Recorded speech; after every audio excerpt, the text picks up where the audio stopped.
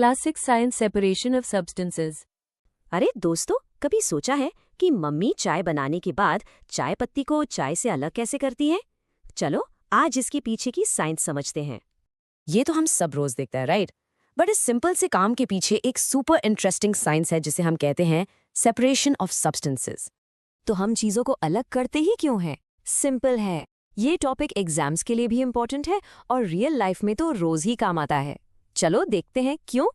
देखो, या तो हमें बेकार चीजें हटानी होती है, जैसे दाल से कंकड़, या फिर दो काम की चीजों को अलग करना होता है, जैसे दूध से मक्खन निकालना। Basically the point is separation helps us use things properly. चलो अब कुछ सिंपल मेथड्स देखते हैं जो हम सब अपने घरों में यूज करते हैं सॉलिड्स को दूसरे सॉलिड्स से अलग करने के लिए। सबसे पहला और सबसे आसान, हैंड पिकिंग। जब मम्मी चावल साफ करती हैं तो वो हाथ से ही तो कंकड़ निकालती है ना। बस एग्जैक्टली वही है ये मेथड। अब सोचो, किसान इतने सारे अनाज से हल्का भूसा कैसे अलग करते हैं? हवा की मदद से। इसको कहते हैं विनोइंग। सिंपल फंडा है। भारी अनाज नीचे गिर जाता है और हल्का भूसा हवा में उड़ जाता है। और जब आटे से छोकर अलग करना हो, सिंपल हम छलनी यूज करते हैं। दिस प्रोसेस इज कॉल्ड सिविंग। ये मेथड पूरी तरह से साइज डिफरेंस पर काम करता है। Now what's really interesting is this comparison. देखो, हैंड पिकिंग में हम साइज और कलर देखते हैं, विनोइंग में इट्स ऑल अबाउट वेट, और सेविंग में it's purely about size. Simple है ना? ओके, सॉलिड्स को अलग करना तो आसान था, बट व्हाट इफ सॉलिड चीजें पानी में मिक्स हो? Let's move on and see how this works. Imagine करो पानी में मिट्टी मिल गई है, तो क्या करोगे? बस थोड़ी देर रुक जाओ, मिट्टी नीचे बैठ जाएगी। इसे कहते हैं सेडिमेंटेशन। फिर ऊपर से साफ पानी धीरे से निकाल लो, ये हो गया डिकेंटेशन।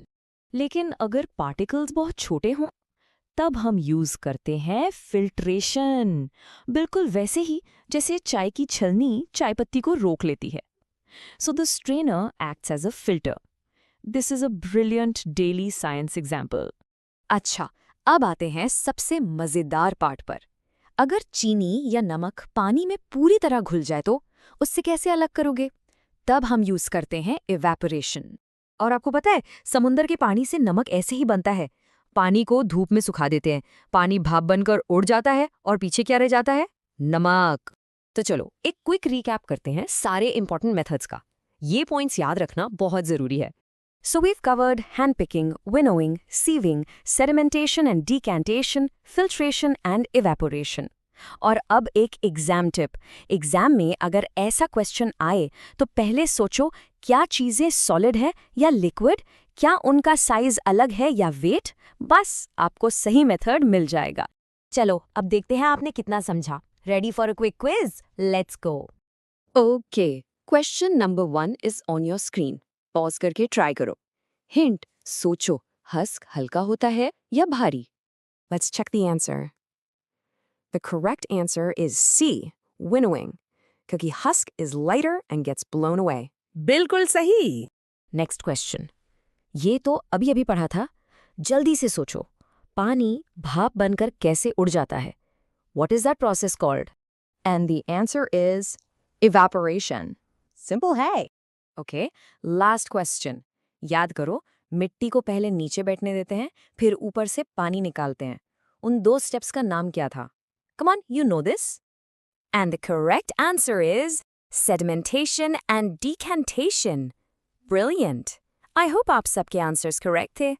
देखा, साइंस कितनी आसान और लॉजिकल है। ये कोई डिफिकल्ट सब्जेक्ट नहीं है, बस हमारे आसपास की चीजों को समझने का एक तरीका है। It's just common sense. तो प्रैक्टिस करते रहो, साइंस इजी हो जाएगी। रिमेंबर, स्मार्ट स्टडी करो, हार्ड स्टडी अपने आप हो जाएगी। समझ आ गया?